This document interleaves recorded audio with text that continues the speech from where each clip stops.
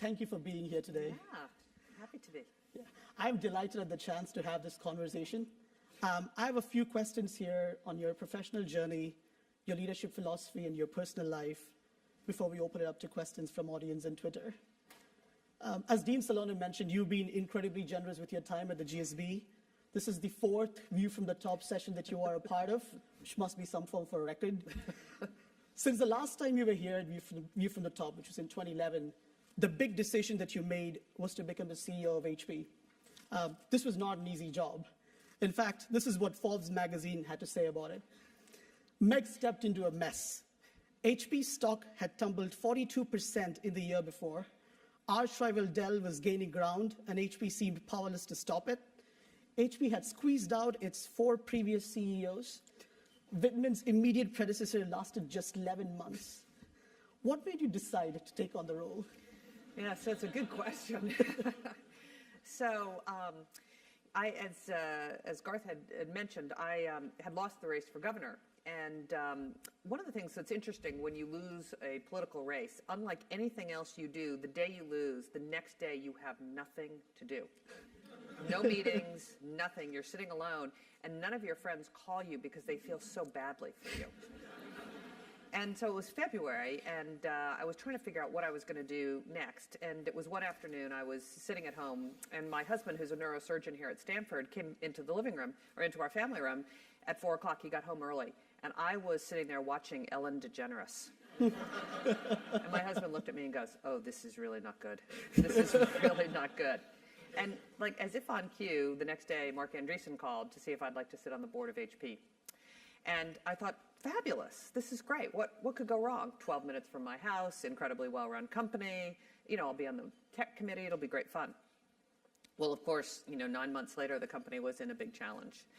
And at first I said no, but was ultimately persuaded by the fact that companies like HP matter, in my view. They matter to Silicon Valley. I would argue they matter to California. They matter to the United States, and frankly, they matter globally. We are an incredibly important corporate citizen across the world. For example, we're the second largest private employer in Costa Rica. I think we're the third largest private employer in the Czech Republic. So it matters what happens to this company. And I thought, you know what, maybe I can make a small contribution to reviving HP and its place in Silicon Valley and in the tech world. So ultimately decided to take it on.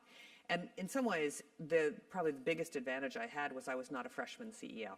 Had I been a freshman CEO, I think I might have been completely overwhelmed by what happened here. But the good news is I'd been a CEO for 10 years. I kind of knew how things worked. I understood how Wall Street worked, and I think was more effective than I would have otherwise been if this was my first rodeo. And you've spoken about understanding what is going on right within an organization as you join it. Yes.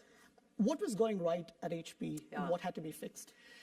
So I think this is a very good lesson for all of you. When you find yourself in a new situation, particularly in a senior leadership role, and you're in a new organization, your instinct is to go fix what's wrong, right? Make the list of all the things that need to be fixed and go after them. My advice, now having done this a number of times, is go into an organization and figure out what that company's doing right and do more of it.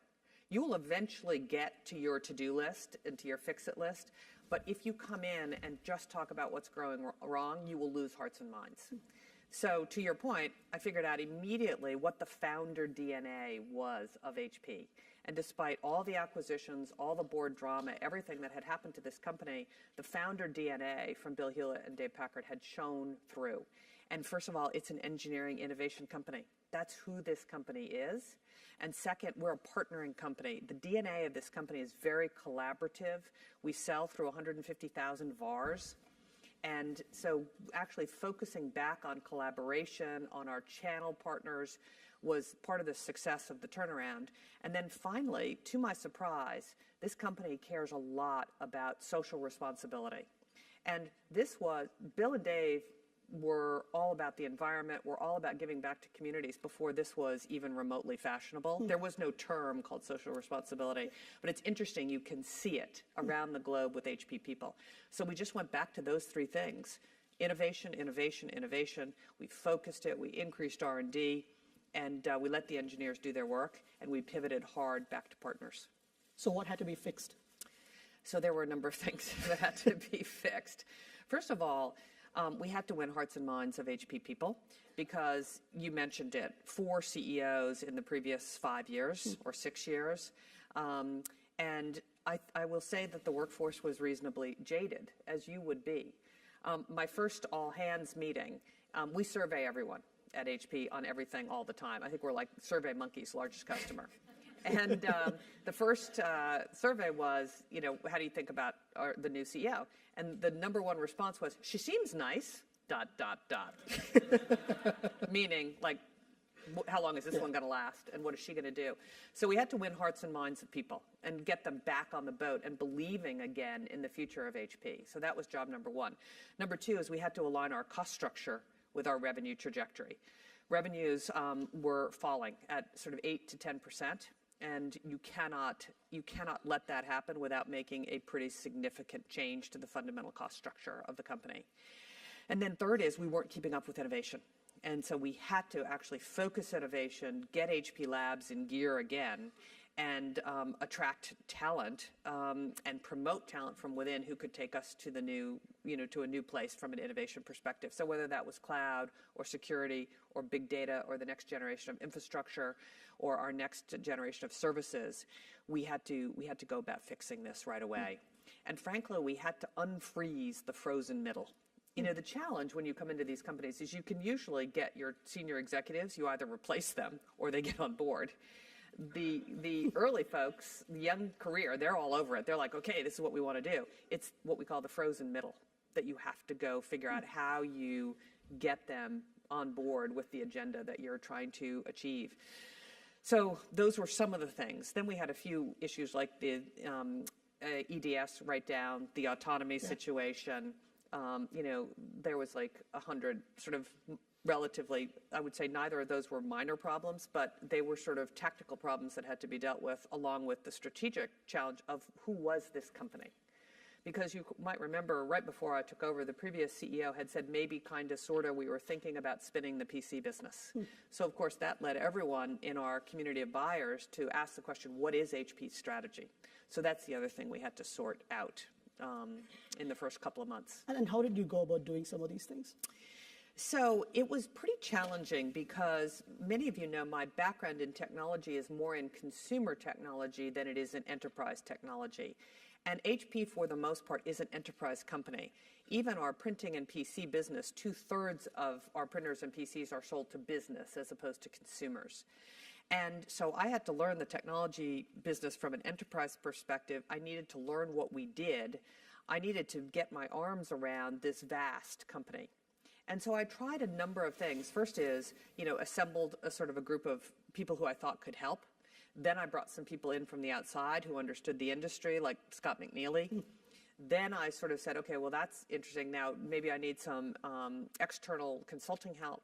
And it was really a process over a couple of year period to figure out what this company did well and then how to achieve the objectives. And of course, the ultimate decision lay in creating this separation of two companies. I think most of you know we are separating Hewlett-Packard into 2 Fortune 50 companies. Can you imagine there were 2 Fortune 50 companies embedded in HP? HP Inc., which will be our printer and personal systems business, is a $57 billion business. And Hewlett-Packard Enterprise, which is our data center business, our server storage, networking, converged infrastructure, cloud, security, software, as well as our enterprise services business, is also a $57 billion company.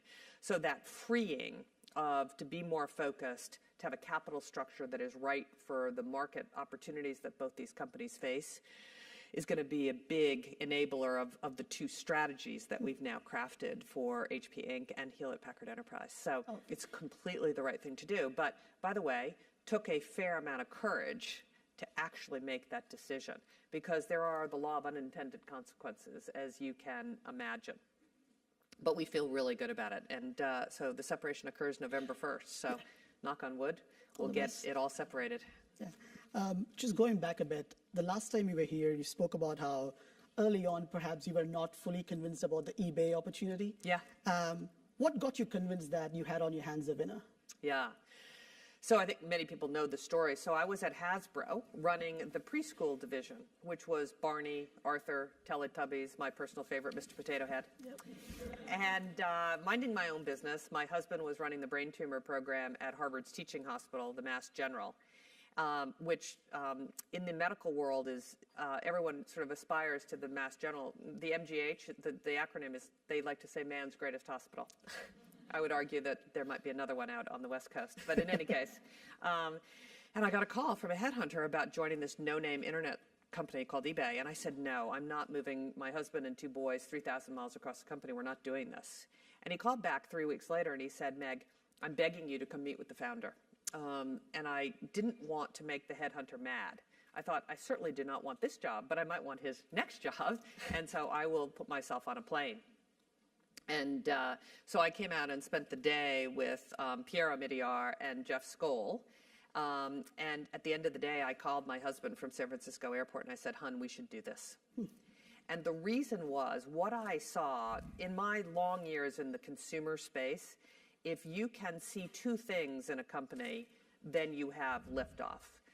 Number one is, does that consumer product or service enable you to do something you could not do before in a real and meaningful way? So in my Procter & Gamble days, whiter white, fresher breath, cleaner teeth, in a meaningful way. But what I saw at eBay was it enabled people to make connections and to trade without regard to time and distance. So for example, if you used to be a collector of Civil War memorabilia, you could only do that in your town. All of a sudden, you could collect across the country and across the globe. It made an inefficient market efficient. And there was price discovery through the auction format. So that's one thing. So I saw right away real, meaningful things you could not do before. And then I figured out people had made personal connections. They had an affinity for eBay. People had met their best friends on eBay. They had connected over a shared area of interest. You could argue eBay was the first social networking company because there was a deep connection over a shared area of interest. And collectors were the first to come to eBay.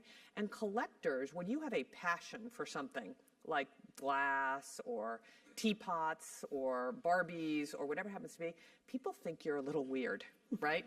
Not everyone understands a passion for teacups. But when you find other people who love teacups, then you have this incredible connection. And so I saw real features and functionality and an emotional connection to the company. And I said to my husband, I said, this thing is going to be big. I never dreamed it would be as big as it was. But I said, this is what you look for in a career in consumer products and services. A lot of us in the audience are moving from sort of non-technology backgrounds into leadership positions in technology, not unlike how you perhaps went into eBay with not a lot of experience in technology businesses. What advice would you have for us who try to do that?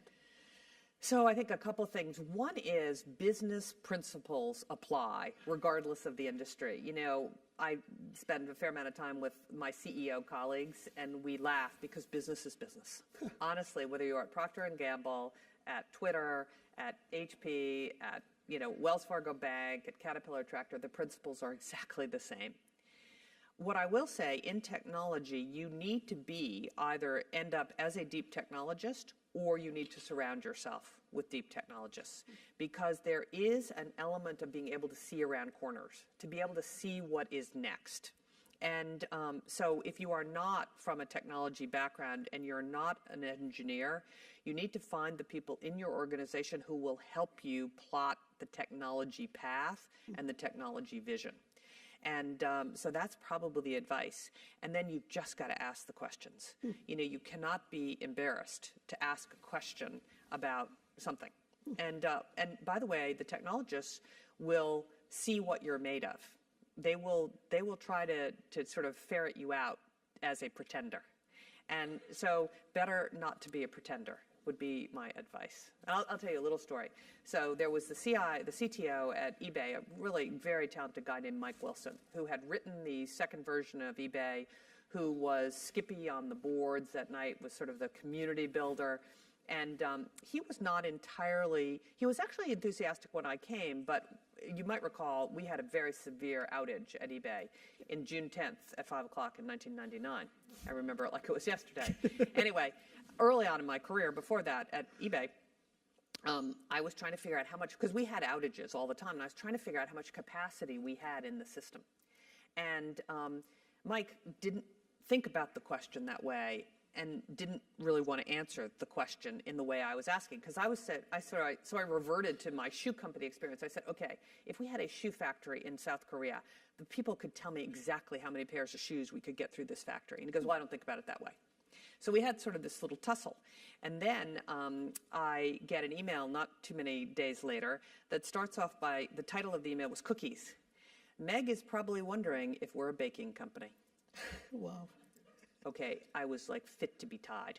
And so that's where you actually have to take a stand, you know.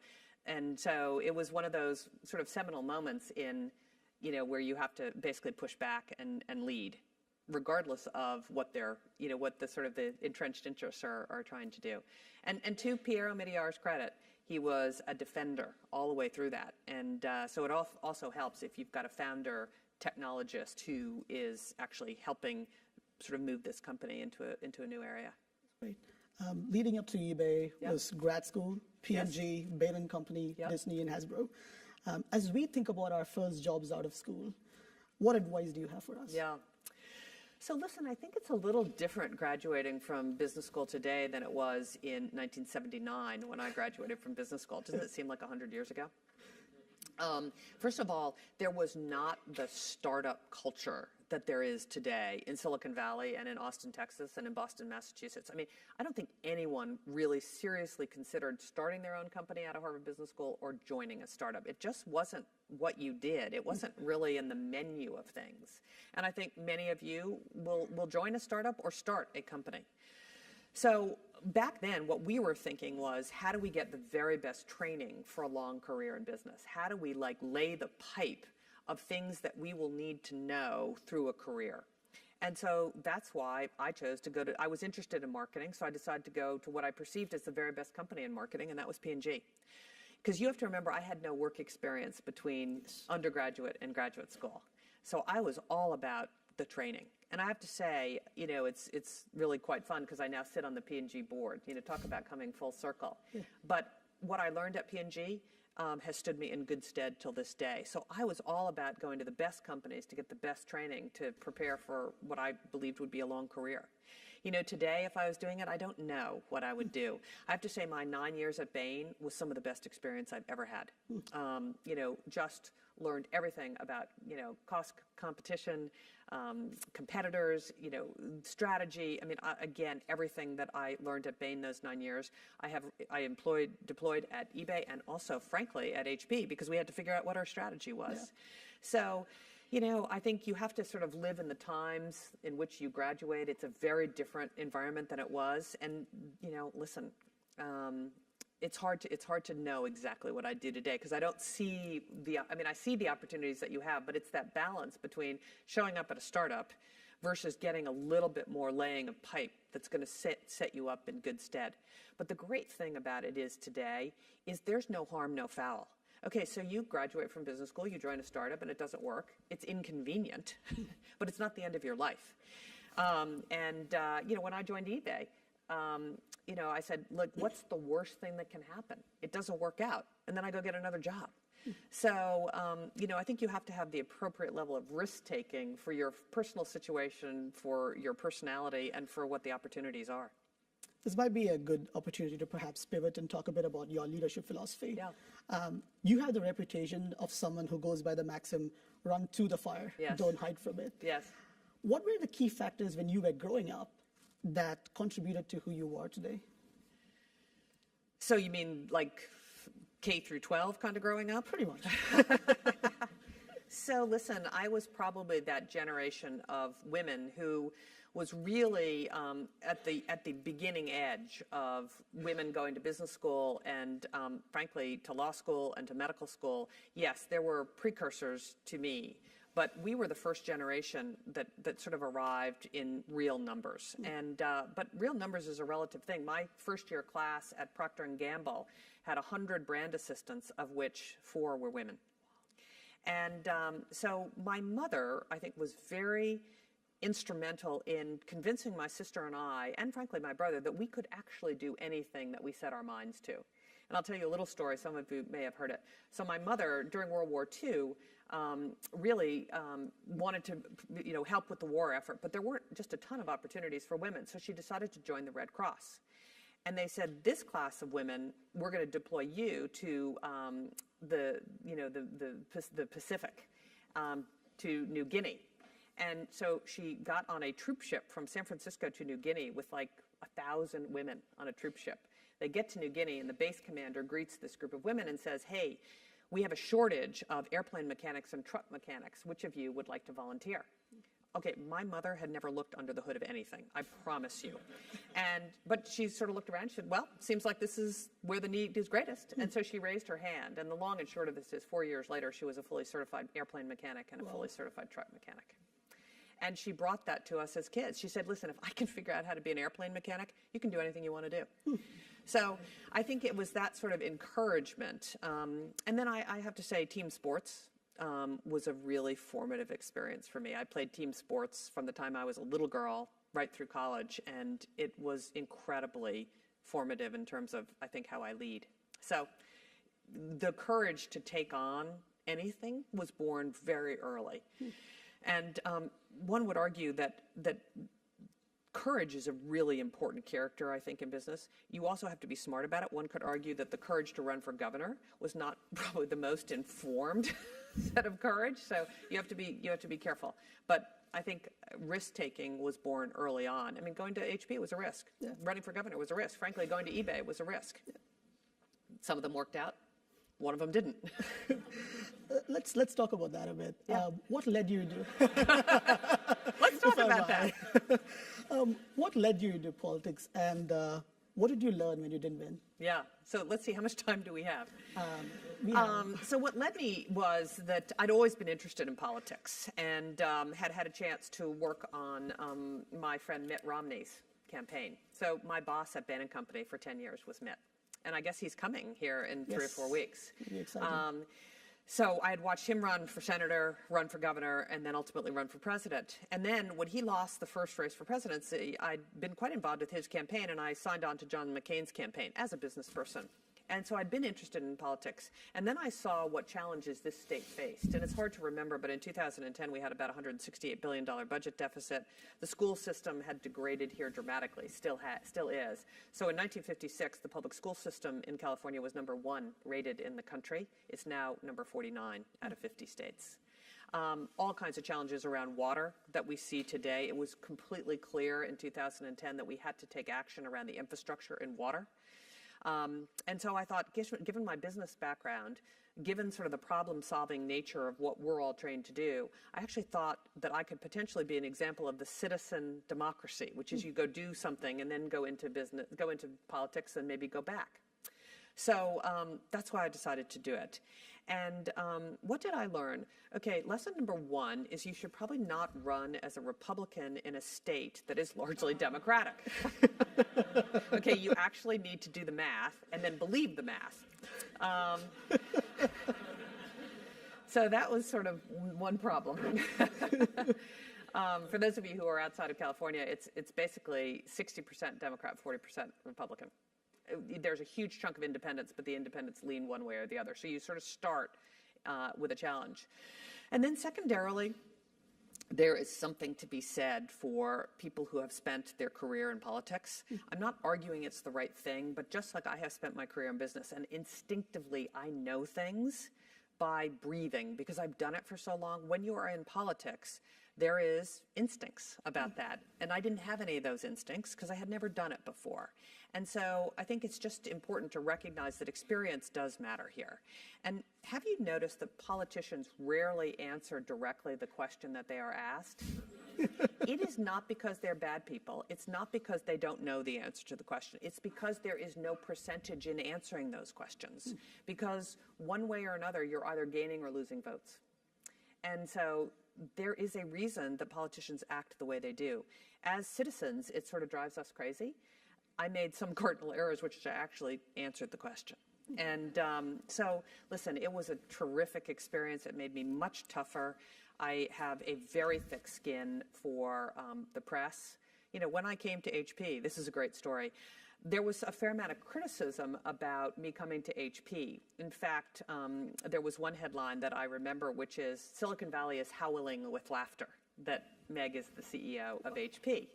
And the board, who had asked me to do this, we had a board meeting that first day, and so they're reading all this press, and they're feeling a little bit badly for me.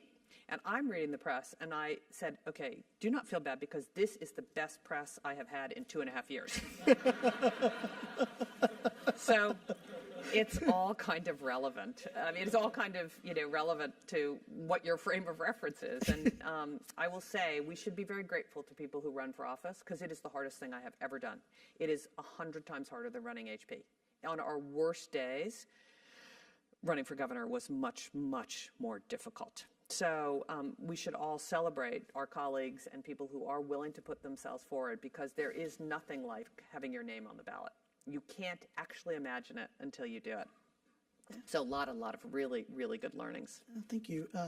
And stepping back a bit, how did you think about building a personal brand throughout your career? Was that a conscious crafting process, or it just happened by being authentic to who you are? How does that work? Yeah, I didn't think a lot about this. I'm not sure when I graduated from business school there was this notion of a personal brand. I just kind of went in and did the job that I was asked to do. And I think I made a couple of decisions early, which is, and at P&G, one of my first assignments when I arrived as a newly minted Harvard MBA was to figure out how big the hole in the shampoo cap should be. Wow. And I'm thinking, okay, this is a shampoo company. Don't they have people who do this? And this cannot be the first time that they are encountering this question. And I almost went to my brand manager and said, okay, this is like a really stupid assignment, and how about we just skip the formalities here and we get into something that is meaty. I went home that night and decided better of it. And I actually flipped over. I said, okay, I'm going to do the very best job that has ever been done figuring out how big the hole in the shampoo cap should be. I did focus groups, I did quantitative testing, and I wrote the best memo that has ever been written on this particular subject. And what it taught me was that sometimes you just need to buckle down and do what you are being asked to do, particularly early on in your career, even though it seems idiotic.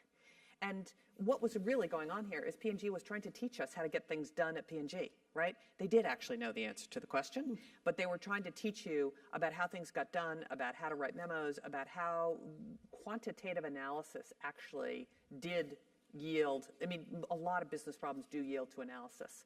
So I think the personal brand was perhaps just, actually doing the very best job I knew how to do in over time, a reasonably authentic way. Because you guys are all who you are. You will grow and you will change over the next decade or two, but fundamentally you are who you are. And you have to double down on those strengths. There's a lot of consulting firms who will say, how do you shore up what is real weaknesses? My view is you do have to have some competency in things that are not your core, but actually, what is your zone of genius? What do you do really, really well? And often that is what you like to do. And so actually sort of that authentic, knowing what you love to do, knowing what you're good at, I would say it wasn't part of my personal brand because I didn't think about it that way, but that's actually in some ways what I fell into. Thanks. I have a more personal question for you.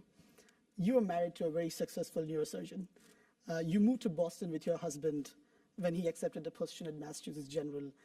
Later, your family moved to California when you became a CEO of eBay. How do you balance two successful careers in a family? Yeah. So actually with lots of challenges. Yeah.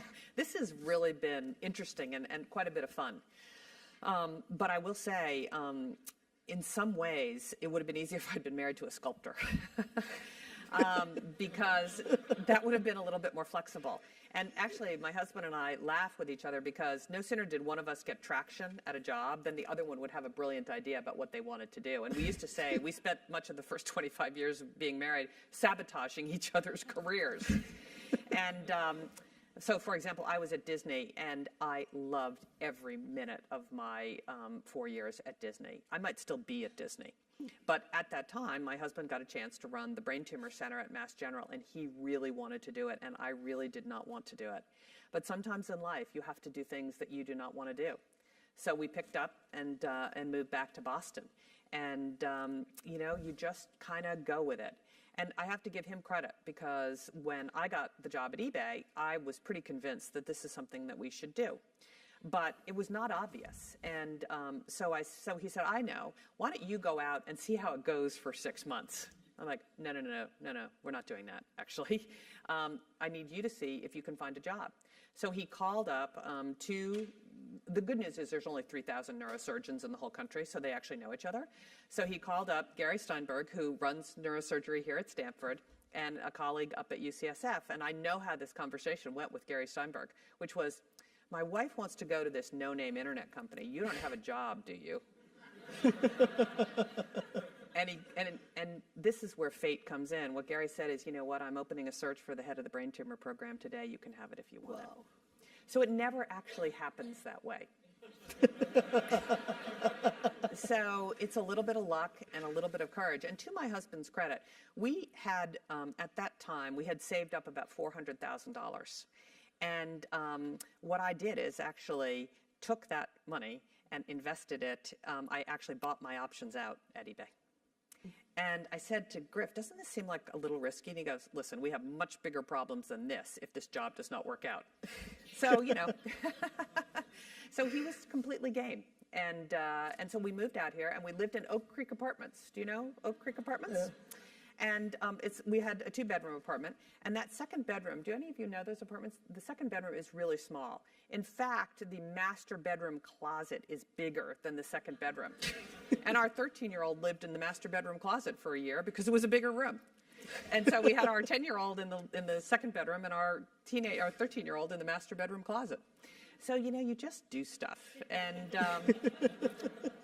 really, it's just been great fun. I know a lot more about medicine than I ever would have. He knows a lot more about business, and we just traded off. And, you can't ever look back and say, woulda, coulda, shoulda. You just kind of go. And you always have to remember, this is a question we ask each other, which is, what is the worst thing that can happen? Okay, it's like not that bad. You get another job. And so that sort of sustained us. But I have to say, it was wild. There were many times where it was just wild in terms of raising 2 teenagers, 2 boys, trying to run, a neurosurgery career or a business career. There are always trade-offs here. And anyone who tells you that there are not trade-offs is either superhuman or they're not telling you the truth. And you can decide which one. How do you decide when you have trade-offs? Again, you try to do the most important thing. So what I concluded early on in my career was that it was very difficult to be the perfect wife, the perfect mother, the perfect CEO, the perfect hostess, the perfect charity person. You cannot do this. And I decided, long ago that I would really focus on my job and my family, and that I couldn't do a lot of these other things. I've said this many times, my house does not look like Martha Stewart just left. It's, everything's a trade-off. If I could wear a uniform to work every day, I would. I love Elizabeth Holmes. Do you know Elizabeth Holmes? She wears the exact same thing every single day. I can completely relate to that. You've got 10 black turtlenecks, 10 black pants, 10 black jackets, and you just change them out. It's like brilliant. I wish I'd thought of it. That's great fashion advice. So, something has to give here. And then we would just make the decisions about what seemed to be the most important. And we did make a rule that we tried one of us to be home every night for dinner, Monday through Thursday. And then we tried to all be home Friday, Saturday, Sunday. And we would only do things if the kids could come on the weekends. So, you just make trade-offs and you do the best you can. And there's no perfect way to do it. And I have many friends who were in my class at Harvard Business School, in my class at Princeton, who decided to stay home full time. And, everyone has to make the decision that you need to make that's right for you. And there's no textbook. There's no manual. You just have to kind of figure it out as you go along. So it's hard. It's hard. But great fun. This would be a good time to open up the floor to questions from the audience and Twitter. We have 2 mics, Ryan on this side and Michelle on the other. If you have a question, please raise your hand and keep your hands raised so that they can spot you. You can also tweet your questions using hashtag GSBVFTT, especially if you're up there. And Caroline up front would ask those questions for you. Let's actually start with a question from Twitter. So Meg, you are often viewed as a trailblazer for women in leadership. Is it more difficult to be a woman in business and technology or a woman running for political office? I would say woman running for political office. It is very, very difficult. And I'll tell you why. And as you know, I'm a Republican, but I happen to actually have a lot of regard for what Hillary Clinton has accomplished. Because in business, here's the really good news about business. There are results. Okay, every quarter, you're gaining or losing market share. You have a return on invested capital. Your sales are growing. There's something that you can anchor on. In politics, when you're running, and frankly, even when you're a politician, the results are much less clear. So I think it's easier for women and minorities and everyone when there are results that you can point to. So I have to hand it to the women who are in politics because the results are not as clear. And so therefore, there can be the politics, there can be the journalism or the reporters of opinion. You know, it's not as clear. And so I think that makes it much more difficult. Because actually, in some ways, I serve at the pleasure of the Hewlett-Packard board, and that board evaluates me based on the results. You know, I can have purple hair and do whatever, but the results are the results. And so that's why I think it's a bit more difficult as I, sort of look at the landscape, which is why I think, you've got to actually hand it to a lot of these women in politics who've done really a remarkable job. Whether it's, members of Congress here like, Zoe Lofgren or others, they've really done a great job. Take a question there. Hi, this is Sam from MSX program. If you had chance to go back to like 10 years ago, what do you have done differently in competition with Alibaba in China? Thanks. So I have the scars on my back from two real challenges. First, let me start with Japan. Because eBay is not number one in Japan. Yahoo Auctions is number one in Japan. And the reason is we had this very well-publicized outage in, as I said, June of 1999. And we were all set to launch in Japan. But then when the site crashed, we actually had to fix the United States. And we were late launching to Japan. And in many businesses, like eBay, like PayPal, I would argue, like Uber, like many of these are what's called network effects, that the more buyers you have, the more sellers you have. And so the first to market often gets those network effects. And Yahoo beat us to Japan because we had technology issues. So if I had to do that over again, I would nail these technology issues much faster than we did. The second is China. And we bought a company in China called EachNet. The good news for eBay was students like you, when everyone saw eBay's trajectory, a lot of Stanford Business School students and Harvard Business School students went home to their home country and started eBay lookalikes. And actually, as an aside, a very funny story was down in Latin America, there was a Harvard Business School group pitted against a Stanford Business School group. The Harvard Business School company was Diramande, and the Stanford Business School student was Mercado Libre. And we went down to figure out who to partner with because we had an asset that we'd acquired through an acquisition in Brazil or Argentina that we wanted to trade for an equity stake in the company.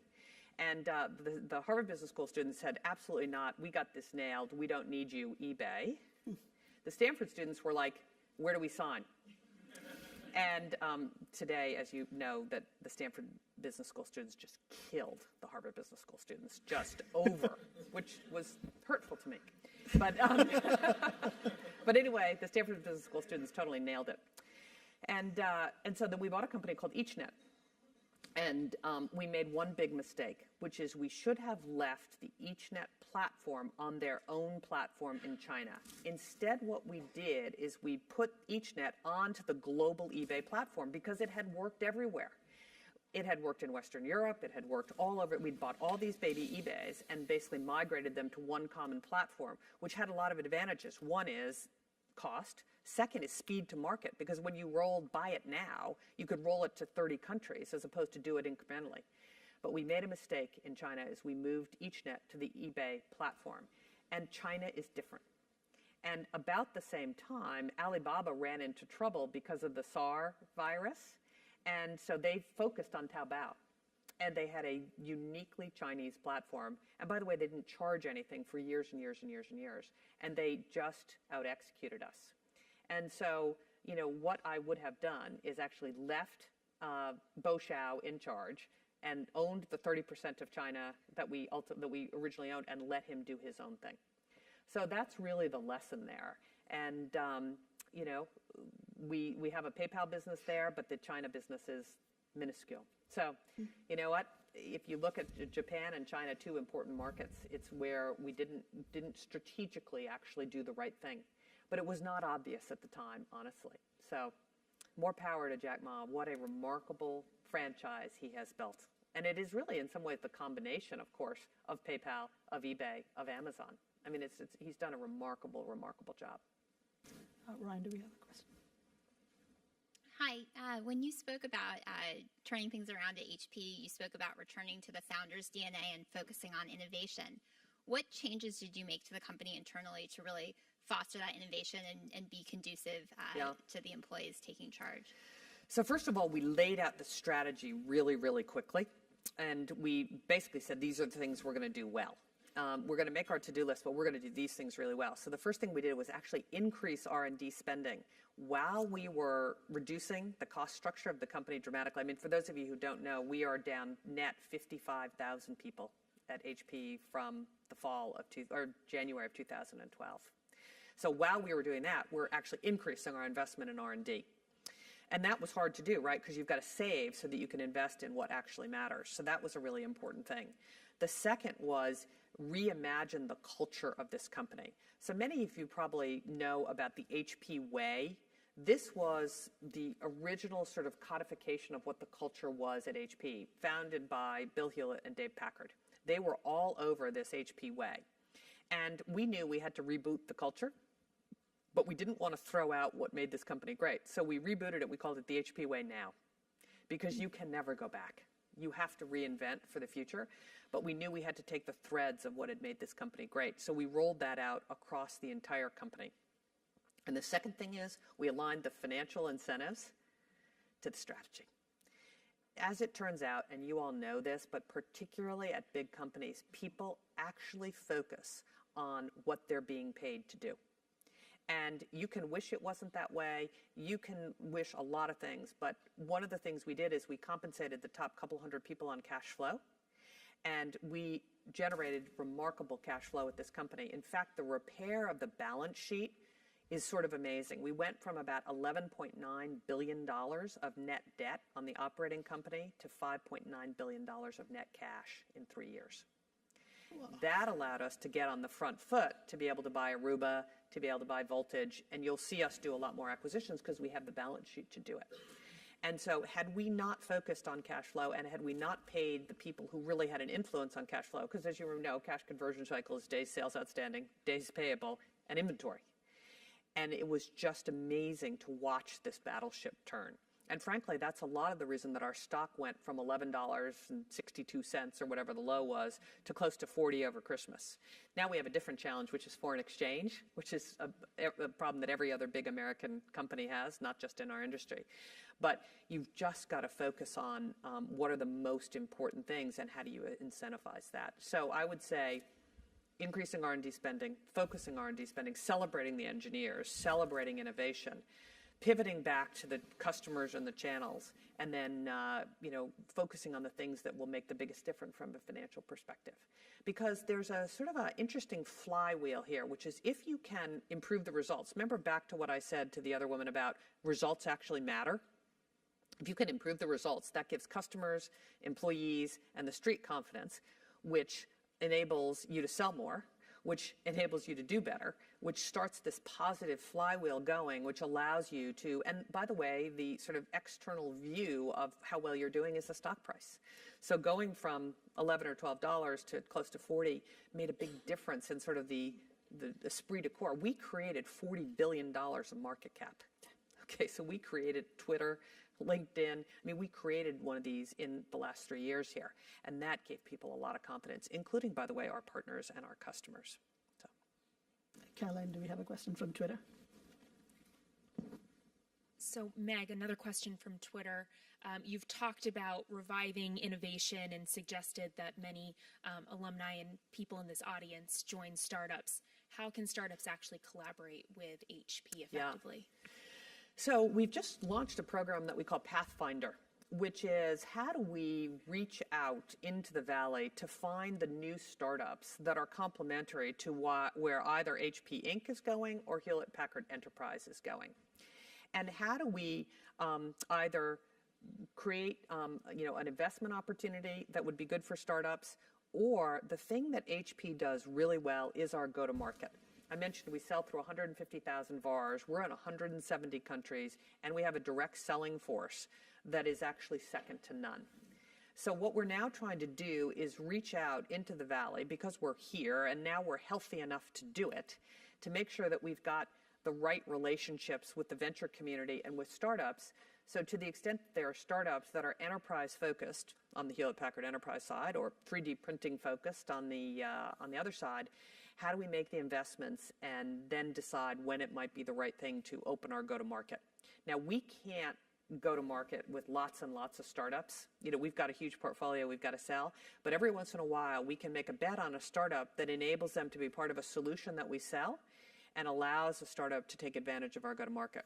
So that's the way we're thinking about it. And for the first couple of years, when you do a turnaround, there is pacing and sequencing. There is only so much a company can do, even a company as big as HP. If you do not focus on the small number of things that matter, you are not going to turn your enterprise around.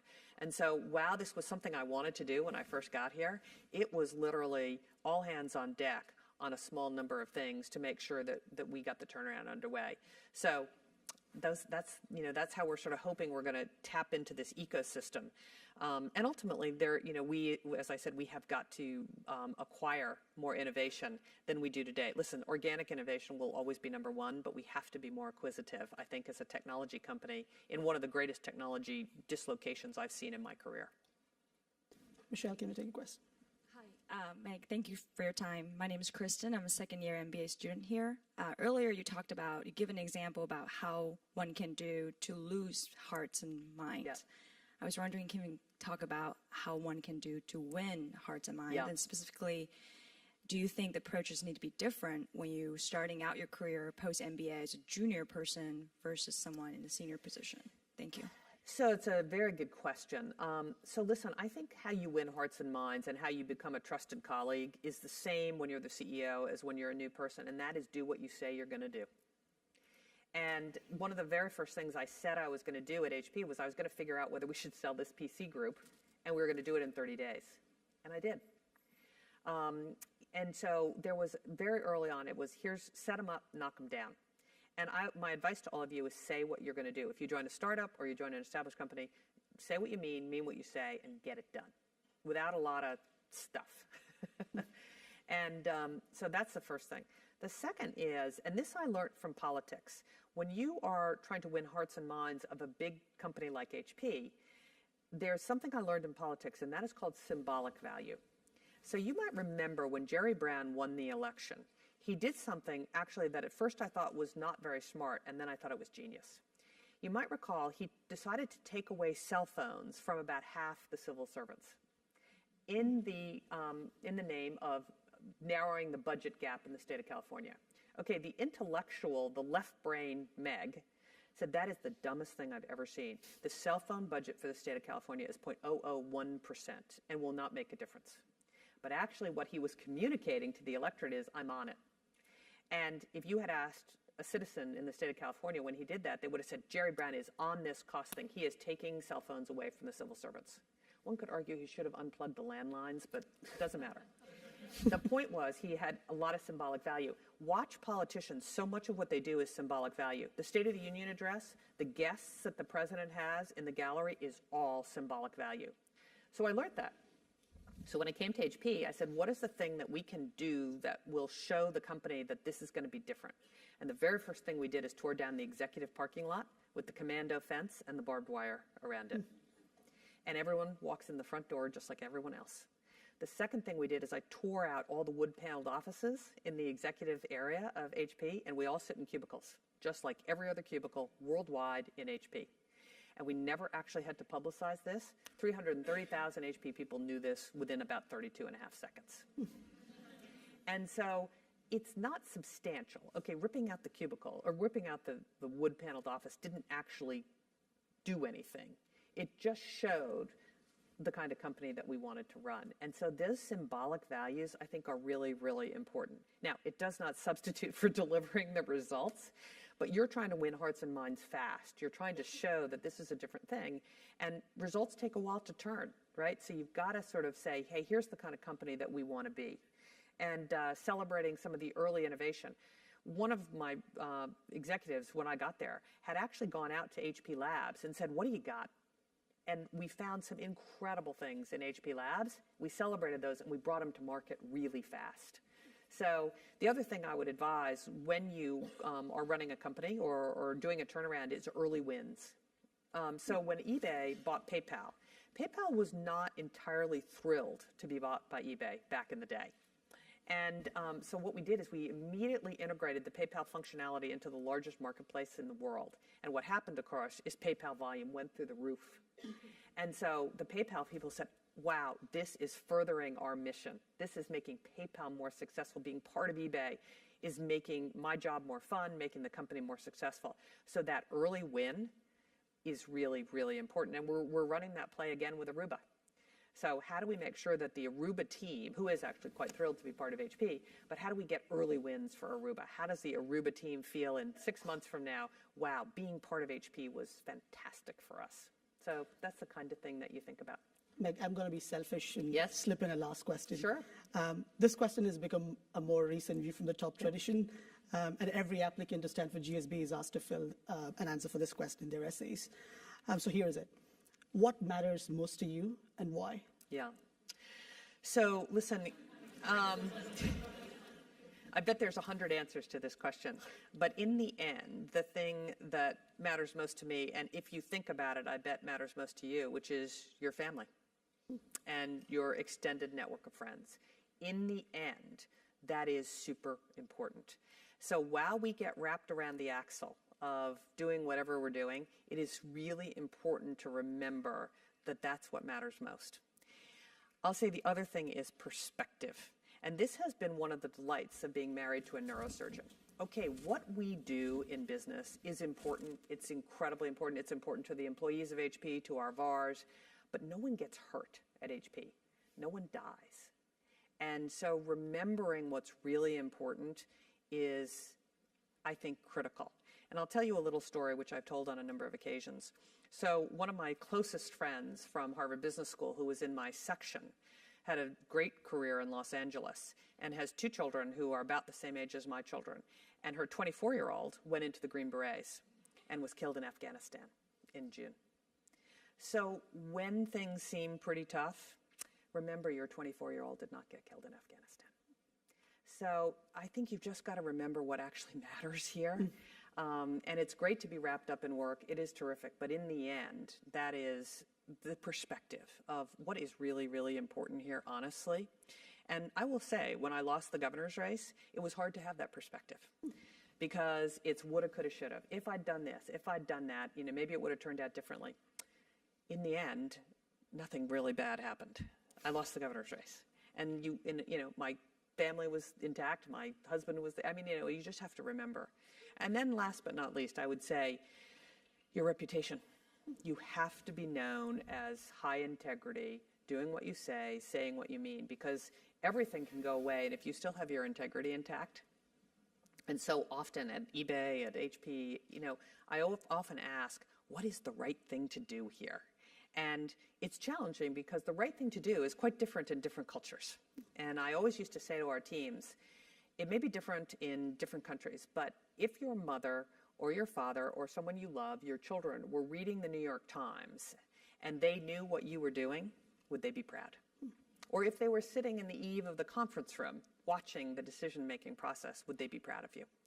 And that's the ultimate question. Whether you're, from Asia or from Latin America or from Europe, usually having that notion of what would your parents think transverses all those cultural norms about what's acceptable and what's not. So I think those are the three things that I'd point to right away. Meg, thank you so much for being You're here. entirely This is welcome. great. Thank you.